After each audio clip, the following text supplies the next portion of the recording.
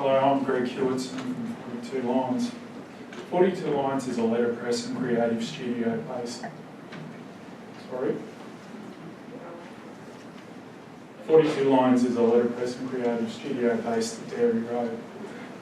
We supply a range of specialised antique printing and specialised binding. Our team consists of design, print and bindery specialists. So the term letterpress printing is used to describe printing using a raised image carrier to press the ink onto the paper. The first book printed was printed in some time around about 1455. I can't give you an exact date because it actually took him 3 years to print the book. 180 copies, 3 years, that's pretty slow.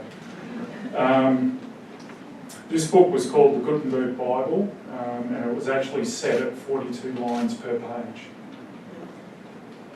Gutenberg's process was so effective that it set the standard for well into the mid-19th century.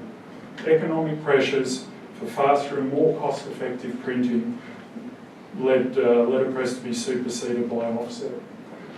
Machines were sold as scrap, the future for letterpress looked grim. So letterpress is currently in the throes of a revival. The modern style of letterpress is very different to the old style. Letterpress printers of old frowned upon any impression into the paper. With modern letterpress, the pressure between the plate and paper is wound up, forcing the letterforms deep into the paper. This creates not only a visual piece, but also it turns a flat piece of paper into a piece of tactile art.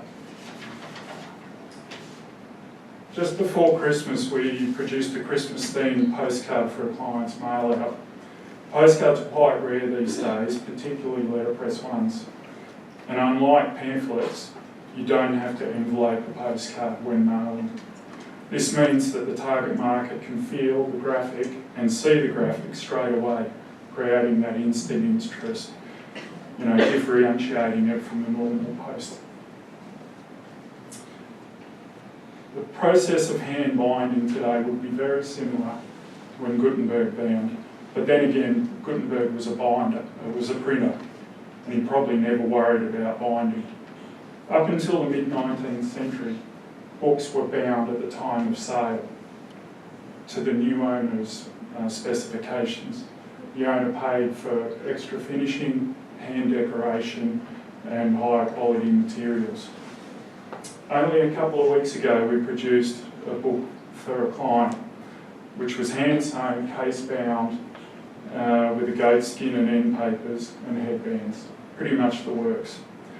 We also produced a handmade leather wrap for the cover, giving this project the old world look. Not only can books be about art, they can also be art in themselves.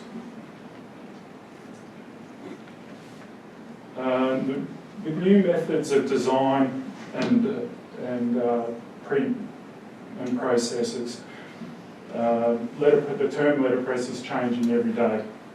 For the past 12 months, we've been working on a range of letterpress printed t-shirts. The design process has been a bit strange on this one, as we're our own client and you always have to tweak something. I'd like to think that Gutenberg would approve, even though I'm pretty sure he wouldn't know what a t-shirt is.